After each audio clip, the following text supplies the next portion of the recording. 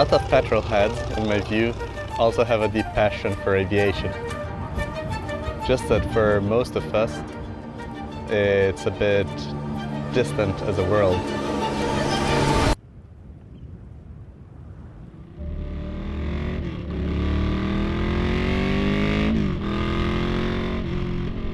When I met this car, I thought I found the missing link.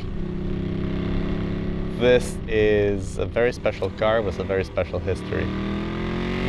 Its first owner and best known driver was Franco Bordoni Bisleri, who was one of Italy's best known aviators.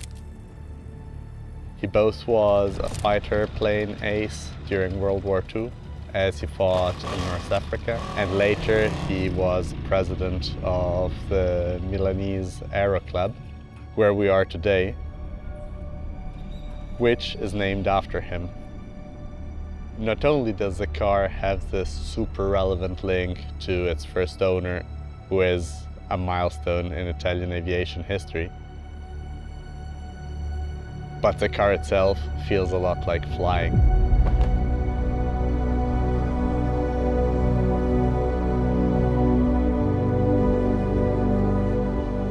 It's got this shape of a rocket, but also of a small fighter plane.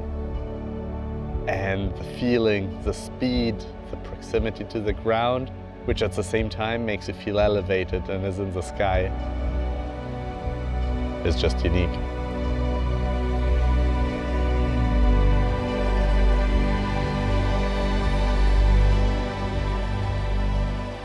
And also, if you see the shapes of the car, you see the entire body was just hammered by hand, and you can actually see every single impact point of the hammer with the metal.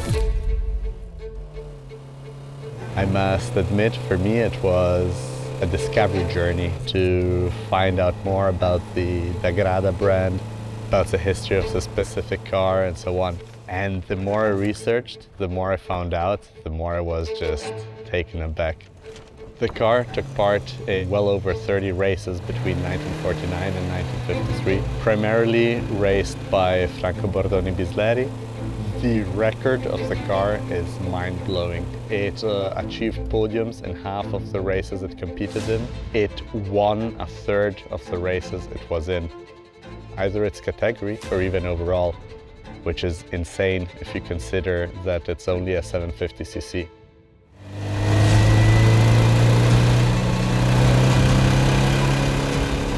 This car is extraordinarily fun to drive. It's something in between a motorcycle and a car actually, because you have such a connection to the asphalt. The wheels are so tight that you really feel everything. You can touch the ground while you're driving. It's unlike anything else I've driven. You feel it has so much grip until it no longer has it.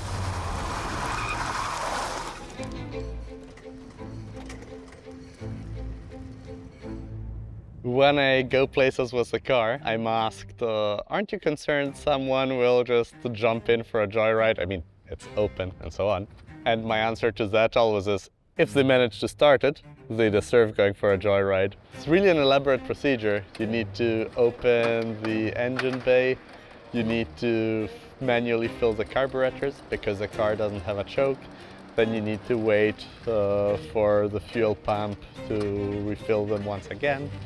Then you need to manually accelerate the car from the engine bay while pulling a lever inside the car itself.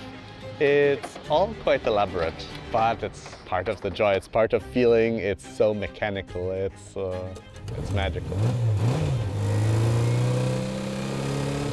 Not only is the chassis amazing, but it's super light. We're speaking of something around 340 kilos, and it's extraordinarily powerful. It's a Giannini 750 engine with a Siapa head, developed something in the range of 60 horsepower. So if you consider the power to weight ratio, it's comparable to legendary cars of the era, such as the Jaguar C-Type. What's fascinating about this car is really how closely related aeronautical and race car engineering were at the time.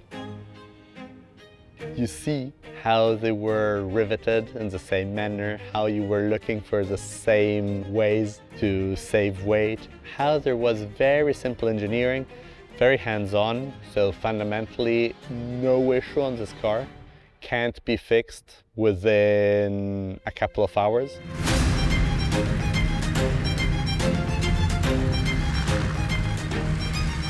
And I find it very fascinating to think that someone such as Mr. Bordoni-Bisleri would step off a plane, step into his Dagrada and have a conversation with the constructor, Angelo Dagrada, who used to race in Mille Miglia and other races with him, on how to transport the lightness and the effectiveness of the planes of the era into something which would be a winning machine. As a matter of fact, Franco Bordoni-Bisleri, who was known as Robur, which means strength in Latin, it was his battle name in World War II and remained his nickname long after, is still remembered through this drink that is still commercially available for sale in Italy, named after him, the guy who really was behind this amazing vehicle.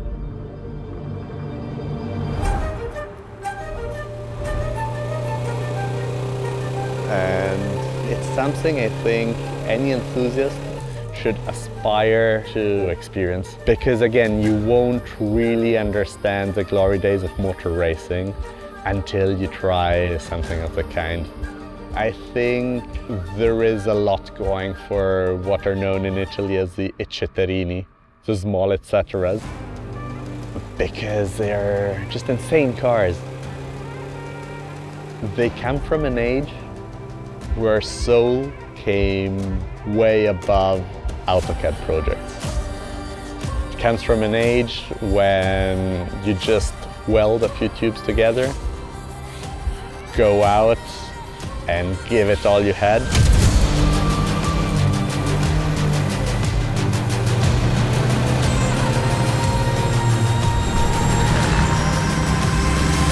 My name is Camillo Vogel, and today I'm driving a 1949 Dagrada Giannini 750 Sport.